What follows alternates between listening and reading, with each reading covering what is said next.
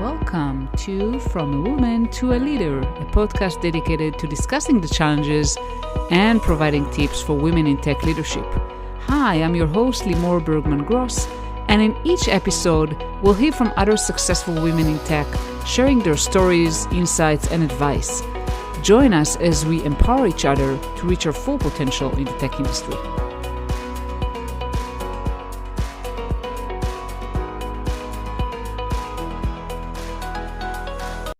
Hi, everyone, and welcome to another episode of From a Woman to a Leader. And today I have a great pleasure talking with Shauna Vassell, and we are going to talk about a topic that I think is super, super critical, especially for women. We're going to talk about mastering difficult conversations. Before we get there, let me quickly introduce Shauna. Shauna is a leadership coach, and she's also a podcast host of Grow to Scale podcast. Hi, Shauna. Welcome. Thank you for having me. I'm very excited to be on the show. Very excited to have you. And I'll let you introduce yourself because you'll probably do a much better job than I do. So please tell us a little bit about what you do other than the little I told everyone. I guess I can just say, outside of the fact that I'm a leadership coach, I've been doing leadership development now for a couple of years. And I actually started off this journey more in an organizational change role. And that was mostly focusing on how can we help organizations shift from one state to another state. And usually that involved a little bit of technology, or it included a lot of culture changes as well. And a lot of my background was stemming from that. So for me, I do leadership development, but I also focus on helping organizations who are focused on making changes to their culture, to the team structure, or even to just help new managers or mostly middle managers kind of navigate the change within the organization, and also to help them to become better leaders. Absolutely. That's wonderful. And share a little bit about your journey, right? From corporate roles to becoming a leadership coach and a podcast host. What inspired you to transition? So actually, I used to be a project and change manager, as I mentioned.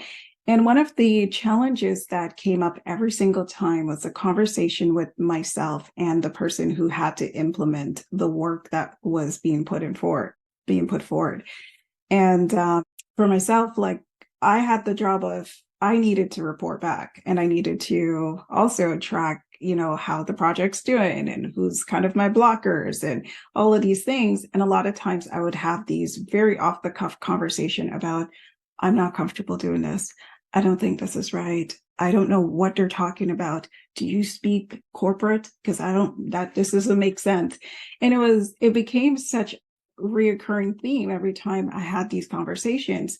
And also when I was sitting, boots on the ground, it's very different than when you sit in a corporate meeting and, we're like, oh, we have a vision to take the organization from this state to that state and make this much money. And people on the ground are just like, what are they harping about? Who cares? Like, it's not going to change. We're not going to do this. It's not going to make a difference. And who are they going to fire?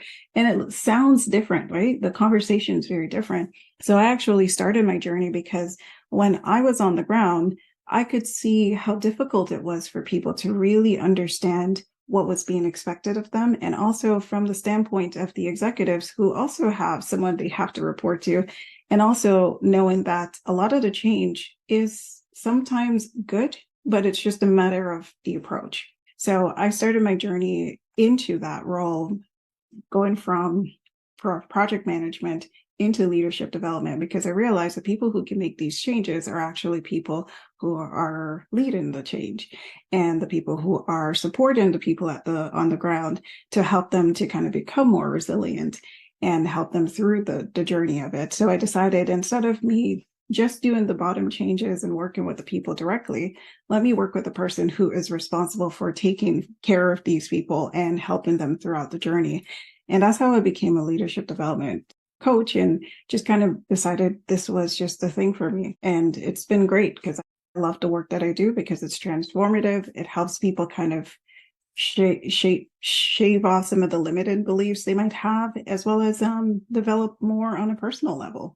Yeah, absolutely. This is so incredible. Yeah. And obviously, navigating difficult conversation is very important in leadership. So, can you kind of introduce us? I know that you have a mini framework that you mentioned to me in our pre-recording call. Talk a little bit about your mini framework and how does it help your client assess and address the challenging situations? So yes, so one of the first things I start off with anyone when we do change, I always ask the question, especially in difficult conversations, because when you do a lot of change work, it's either you're going to have an HR conversation at some point, you're going to either be changing things that are going to be very uncomfortable for various different levels of stakeholders and people that are involved. And a lot of times I ask the question, okay, what would you hear if the emotions weren't in this conversation? What would you actually hear? And when, when I ask that question, people are like, what do you mean? What are you asking me? And I said, if you're not worried about your job, if you're not worried about the career limited move you're going to make, if you're not worried about, your team hating you, if you're not worried about feeling like you're incompetent and all the emotions that come with everything that you're just thinking about, what would you actually hear during a difficult conversation? What would you actually receive from the other side, and what would the other side actually hear? And once they get to that state, this is where I help them to understand and lean into the difficult conversation, because a lot of that talked about kind of the ARC method, because the ARC comes before having that conversation, because it really is about what have you assessed from the situation? How do you reframe it into something that's usable so that there's intent and there's clear intent? And how do you communicate it? And that's really what it boils down to. So if you think about it, you're going through, what are the facts? What am I feeling? Who am I in this whole interaction? What is my personal attribution, which is, how you feel about your job, how you feel about what you're doing, and what are your assumptions? What do you think that person is going to do, feel, or say after the fact? And that's really important, because once you get there, you already start creating a baseline. And that baseline is what's going to help you to reframe the conversation based on intent. And intent is going to be, am I having a good, positive intent going into this? Or is it clouded by everything? And then once you get to that state, now you can start looking at, okay, if I challenge myself on this situation, what would the other side be thinking I'm doing? What would the other side, and you're putting yourself into that person's shoes. And this is where empathy shows up a lot more, because now you have some breathing room to actually think about the conversation. And this is where the communication gets a lot more clearer, and it can be more beneficial, because you're now looking at the conversation from not the what you're going to say, but how you're going to say it. Great. Yeah. How you're going to say is so important, right? I mean, you can say the same thing and sound completely different. Both the exactly voice matters, the tone, the expression. Yes. And if you think about it, we all have the same basic needs. The only thing that's really different in any difficult conversation is our interest might be different. So we just need to figure out what different strategies do we need to apply to this to meet the interest. And that comes from an understanding of what the needs are and kind of what needs are not being met. And how can you present the information in a way that they can receive it? Yeah, that's wonderful. Can you share maybe some examples of how it was able to impact maybe you or some other people that you coached? Oh yeah, okay, so I'll share one example in particular. So I had someone who was fairly new going into a role that was once filled by someone who was very seasoned. And one of the challenge that they were having was they needed to have a lot of tough conversations with the existing team members, because how it was done was very different from what the expectation is going into the role. So the old guard, they had a system that they were working with. The new CEO came in and said, we can't do what we were doing before, so we need to change this. So her role was to come in and actually change the dynamic of the department but as part of that, not lose the expertise in the department while doing so. And having those conversations, she was going in headfirst going, I'm just going to tell them they're professionals. They know what they're doing. Like they understand what's going on. I'm pretty sure it's not going to be a big deal. And going into the first conversation, it was roadblock. It was roadblock after roadblock after roadblock. And she was so frustrated. She was to the point where she's like, I don't know if I can do this because they're not letting me in. They're literally going behind my back. Like, this is going to be like, I came here highly recommended and now I look like I'm incompetent. And it was a big conversation around, because there's pressure to get things done. And after that conversation, I said, okay, let's take a step back. What are the facts? What exactly are they telling you? And she's like, well, they're pushing back that it's not realistic. It's not this, it's not that. I don't care, but I don't care because I have to do it. I need to do it. So I said, okay, so you've now said what they're saying doesn't make sense because you know better than they do. Am I hearing this correct? Because that's what it sounds like. So that's looking at the situation right now and just assessing it to see, does it work? And based on just those two things, she paused and said, well, that's not what my intent was. I was just saying, their timelines doesn't work for what we have in mind. So I said, did you communicate that? Because you're so clouded by this emotion of them stonewalling you and you looking like you're incompetent and you come in highly recommended that you miss the entire premise of this conversation that could have been had. So what exactly did you do to reframe this? And she's like, well, I didn't try to. I just kind of said, well, this is the timeline and that's what we're going to do. So, okay. So you gave them an ultimatum. Okay. So let's start over. So once we got to that state, it was more of a reflection for her. So when she was going to have those difficult conversations, she already know that, okay, the person that is in front of her, definitely an expert, definitely been around for a while. Now she has a different perspective on why they're pushing back, because now she had to go back and look at what exactly is it that this person's trying to say to me, and what am I not hearing because the emotions are clouding me. And one of the things we work on is a relationship plan, because in order to make those kind of change, you have to really take it from an individual level, especially by just individual level or department level. Because if you do broad strokes on just relationships, it will never get you anywhere because you're assuming everybody has the same interests and they don't. So it's really about narrowing down your focus and customizing kind of your approach.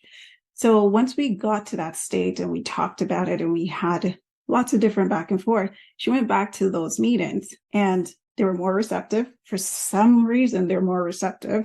And I said, well, did they change or did you change? Because clearly in this conversation, she changed her approach because she had more time to actually take the emotions out of it and put it on the side.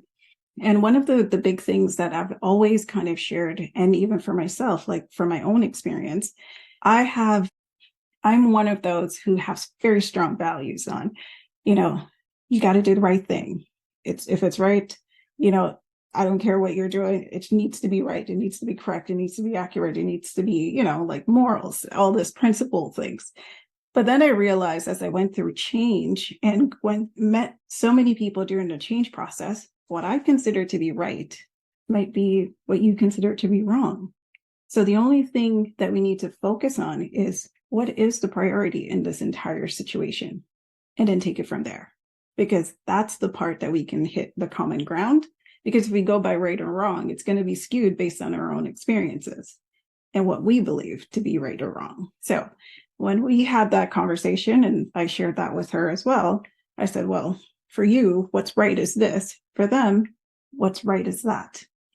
Maybe you need to come back to a common ground and understand the variations between what's right or wrong, and then get to what's important, and then start there. And that's one example that I could say. Yeah, and I think that there are a lot of kind of lessons here. I mean, right? Putting emotions aside, really making an effort to hear and understand the other person, right? I mean, what they're saying to you, where are they coming from? Not just where you are coming from, and this is, I think, like one of the areas that leaders struggle with the most. They look inwards, they don't look outwards a lot of times, like on the other person, like how are they coming? So looking at the other side and also assessing like different values and different ways of assessing things, different perspectives, and trying to find a common ground like between. Exactly. Very, very important. You have to find that common ground at some point, because that's going to be the point where you can say definitively, this is where we agree. Let's move the conversation forward. Yeah, absolutely. Yeah. So what kind of frameworks do you recommend? I know that there are a lot of frameworks for feedback and, like SBI and others. Like, do you have any tips for people maybe who wants to kind of level up and learn some known frameworks or strategies that they can use? Yeah. So I actually really like using one, and this one was actually created by the Center for Creative Leadership. And it really helps when you're trying to get behavior change. And it's called the situation behavior impact model. And what it is, it's really about focusing on what's the situation that you're trying to bring forward from a context perspective, and what's the behavior that you're pulling from that behavior, that situation, and the impact. And the reason why I like it is because it helps to take that emotion piece out of it, because it sets the stage. It allows you to be very specific in the situation. You're not focusing on generalities. So you're in the situation piece, you're really just focusing on where you were, when it was. So what time? So if the situation was in a meeting situation, you're saying last week Thursday in our team meeting, you did X, Y, and Z. You were on your phone. And what you were highlighting from that is really the impact of what happened in that meeting based on the situation and based on the behavior. So you're not attacking the person, you're focusing on the facts while you're in that situation. So I like it because it helps you to set the stage with the situation, helps you to focus on the area of change, and it helps you to highlight the results or the behavior outcome that you're trying to identify and get some growth from. So if you are looking to have conversations or tough conversations from that, so if you take the ARC model and you're actually looking at that, and then you get to the communication piece and you say, okay, how can I give someone feedback? The first thing you would do is like look at the situation, look at what the behavior is, and then look at how did it impact the team, the group, you, whoever it is, and then take it from there. And like I said, an example of that is you're going to say, if you have someone who has performance issues, or they've come into a meeting and you know that you want everybody engaged in the meeting, they're not participating, they're either on their phone, laptops, and you want people to have open discussion, you can start the conversation by saying, okay, well, we had a team meeting this morning, our 11 o'clock team meeting this morning. You were on the laptop the entire time. There were a number of key issues that kept coming up from our one-on-ones that you kept talking about, but you had an opportunity to talk about it there, but you were on the laptop. I just wanted to understand kind of where you are with this, what's happening. Is there something that's priority over the meeting?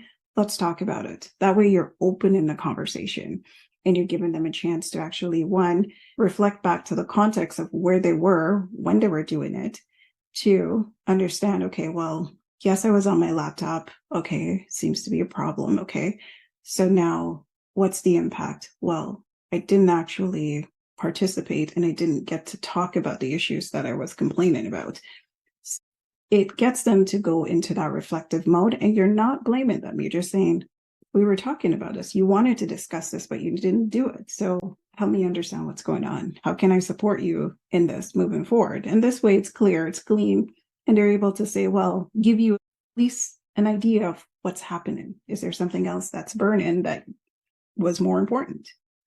Absolutely. And reaching the conversation from blameless, not making any assumptions, curiosity, asking open-ended questions, like, where are you coming from? Like, as you said, like maybe something was more important.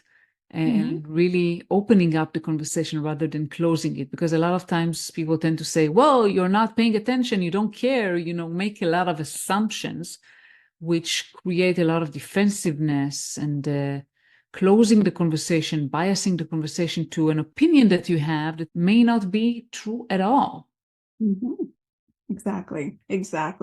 And this is, and that's why I personally like that one, because it really does keep the conversation open enough where if they do feel like they need to go into defensive, you can then circle back to, hey, this is an event that happened. I just want to address it so I understand what's the best way to support you, or if there is an issue, or if this is not an issue, then I want to have an open conversation about what this made X, Y, and Z feel. Or, because in most cases, if you're thinking about it, you look at it from a bigger impact. Because if someone is doing something, it's creating rifts in the team. You as the leader, you have to get to that state where you can have that conversation.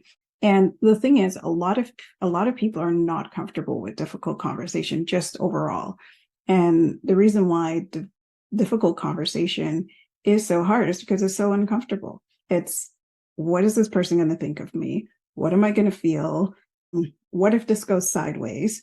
And it's all of the above. But if you focus it back on, okay, this is what happened, not placing judgment. I'm having this conversation because I want you to know moving forward, I'd really love for you to be more engaged in the meeting and take it from there. If you don't see behavior change, you have to address it. Because I had one person in particular, they didn't address the behavior issue until it became something they needed to address based in a PIP. And when that happened, the person did not give her any opportunity to coach, to mentor her, to do any of that. She just said, you know what, I quit. I'm over it. I'm not going to stay. You treated me like X, Y, and Z. And there was no more conversation. Now, from her perspective, okay, she got rid of her. But from her actual manager, they actually looked at it as that's a performance issue for her, because this could have been avoided if she addressed some of the issues in advance.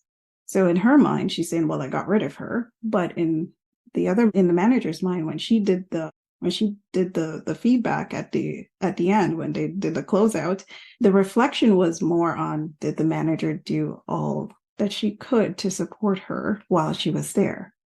And the response was, no, I didn't hear about it till the last bit. And then she wanted to write me up. And I felt like I was targeted. So it became a bigger HR issue.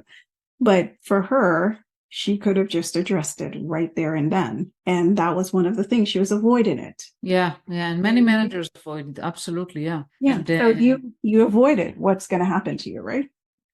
Yeah, I think that the approach I like to take usually when a coach is to see that in a different angle, right? I mean, entering a different conversation is not easy.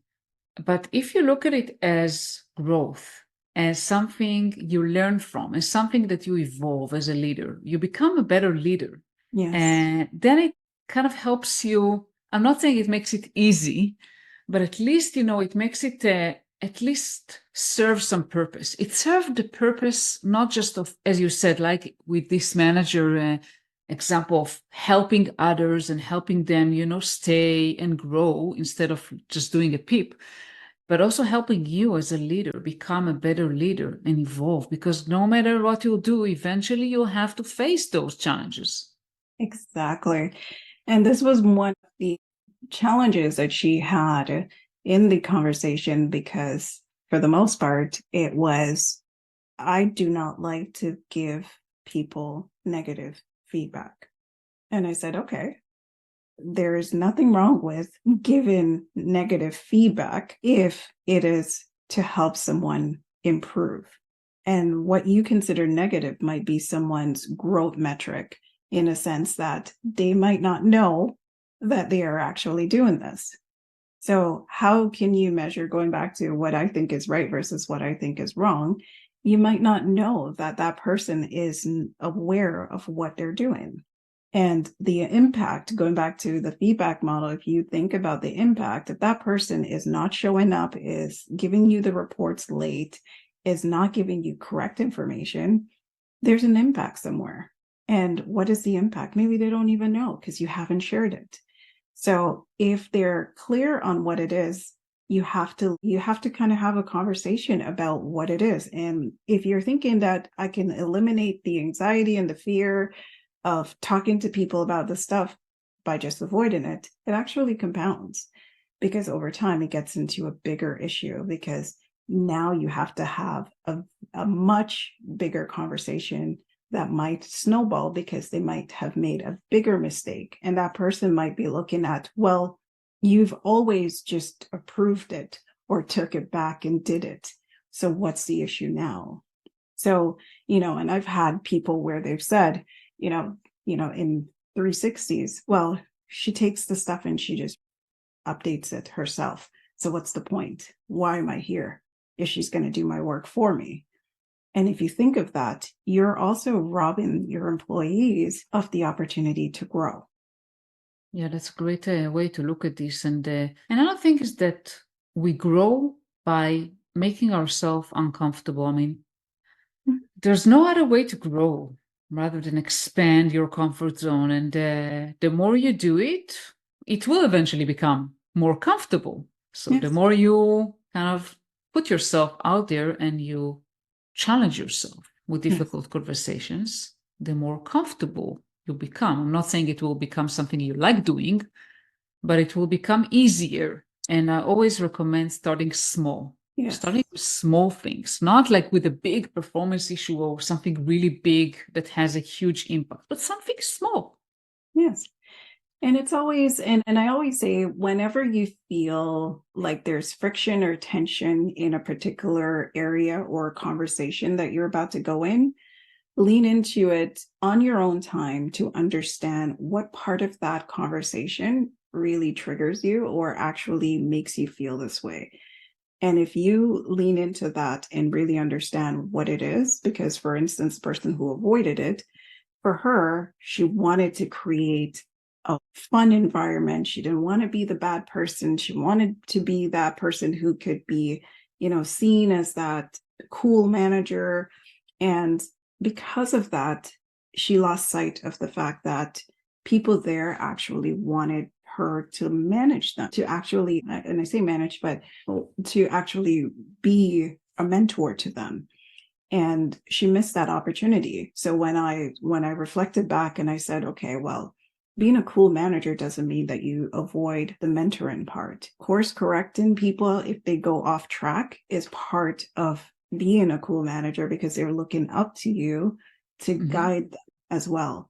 So if you reframe it enough to think of it from another angle, it's not that slap on the wrist. It's more of, how can I help support you here? Because what the expectation is X, but somewhere in this spectrum, you're on Y. So is it more of, you need some help? Do you need training? Do you need support? Like, what do you need from me to make it better? Or how can we grow together? And if you reframe it like that, you will have someone who will be more open to a conversation, even when it's a very tough conversation. Yes, because they will realize that you're on their side. You're not against them. You're in this together and you're trying to help them grow.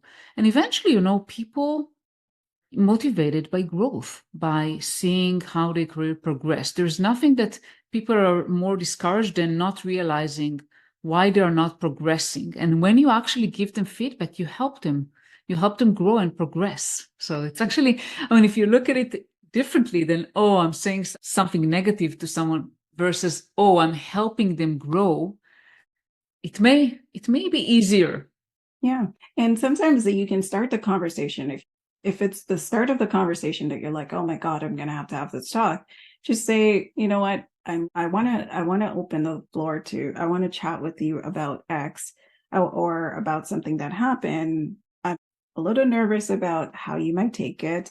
So bear with me if I have to work through a few iterations of this, but I wanted to kind of start the conversation about this. Sometimes people will appreciate that versus you just going into like avoidance, because avoidance means that you're never touching on the issue. You're never giving them a chance to even talk about it. And if you think about it, if that person is still in the dark about how you feel about a quality of work, and they're looking for you for feedback, and you just kind of say, oh, it's fine. And then you present something that looks absolutely nothing like what they did. They already got the writings on the wall that you didn't like what they did. Instead of just, I would really love for you to change this or make X, Y, and Z edits so that we can have this. And we set the stage for the expectations for future. Yeah, absolutely. And I wanted to ask you something. I mean, obviously we're talking in general, but I know that many women that I coach face challenges that are specific to women. They're afraid of, being called aggressive, and so forth. So what kind of tips do you have in the light of kind of difficult conversations that are more specific to women and even more specifically for women of color, if you have anything specific for them? So for me, myself, I used to be called very direct in terms of my delivery. And a lot of that was because for me, I called it how I saw it. And I didn't really tack on the extra stuff because I didn't think I needed to. But if you, again, took the step back and really think about the receiver, you have to understand, if I want the message to be heard, how am I going to say what I need to say so it lands? And if you are going in and your approach is one way, but how they receive it is going to either go over their heads or just kind of land flat, then you have a responsibility to pay attention to how you are communicating. So if not saying as woman leader, you need to adjust everything about your leadership style or your communication style. What I'm saying is, if you are receiving feedback that says it comes off as X, lean into it and ask, would love to hear more. Like, what part of this conversation feels like it's aggressive or feels like it's too much for you? Mm-hmm. And then that way you can get some direct feedback as to, is this person a person who needs to have the conversation a different way? And sometimes that's what it is. I know for myself, going into things, I'm very passionate. And one of the big things I identify right off the bat, I'm very task oriented when I go into projects or different teams. So I'll state that because I think it's important for them to not only understand who I am, but understand that not every day, not all the time I'm going to be on. So I need to, if for some reason, I don't have the filter on to say, hey, today is a day where I seem like the regular Shauna, then know that my intent is still clear. I'm just probably in task mode. And if that's the case, just tap me here and let me know that, hey, a little too much. And sometimes that works because that's an understanding that they don't take it personal. And that's why I really love team assessments, because once you get into team assessments, you really get a sense of who's working on your team. How did they work under pressure? How did they work with people of different types of styles? Because when you work with someone who's direct, to them, they're just talking. To you, it's excessive. So when you really understand each other, I think that works better. So my advice to anybody who feels that way, lean into what it is. I always say, ask questions and clarify what exactly do they feel, because that's a perception of how you're communicating. And maybe for them, they might be one of those people who might be on the spectrum of that's a lot, and that's okay. But it's also for you to understand, if that person's not receiving me or receiving me well, is my message even getting heard? Or am I coming across differently? And maybe it's just how you kind of navigate the communication with them. So absolutely. I wouldn't tell anybody to change who they are. Never change who you are, especially as a woman of color. I would say don't change who you are. It is like, for me, I'm Jamaican. Jamaicans are known for being very outspoken. And because we're very outspoken, most people, the skill that people, or the unique thing people came to me for, was because when I was in any change role, and I had to work with any executives, they knew I would not sugarcoat a single thing. A single thing. I might put a little bit extra words to pad it, but you're going to hear what it is. And from that, they were appreciative. So whenever I went into conversations, I didn't have to explain myself. I didn't have to do anything, because they knew whatever I was saying meant that I did the due diligence. I'm not blowing any smoke. They knew exactly what it was. So if that's the person you are, there is someone who appreciates that, because now more than ever, you need people who are able to go out there and say what needs to be said. But at the same time, they also need to make sure that you're not leaving a string of dead bodies for them to clean up. So it's about your approach. Absolutely. So never change who you are, Yes. and use that as a strength, as you said. Well, Shauna, thank you so much for all the wisdom. I mean, this has been an incredible conversation. Before we end, tell our audience how they can find more about you and how they can reach out to you. Yeah, so I'm actually on LinkedIn. So if you ever want to reach out, so I'm Shauna VA on LinkedIn, but my full name, if you type it in LinkedIn, you'll definitely see me. I don't think there are many of us on there. So Shauna Vassell. And for my website, it's www.concaved.com. So concaved with a K, so KONCAVED.com. Perfect. And I will put the links on the show notes, so don't worry. Thank you so much, Shauna, for being here today. It's been a pleasure speaking with you. Yeah, same here. Thank you for having me. Thank you for listening to another episode of From a Woman to a Leader. This is your host, Limor Bergman Gross, and I want to encourage you to reach out to me on LinkedIn, Limor Bergman, and let me know, what do you think about the episodes? Feel free also to comment on Apple Podcasts, and tell me, what do you want me to talk about? Which guests do you want me to bring? I really appreciate that, and have a wonderful day.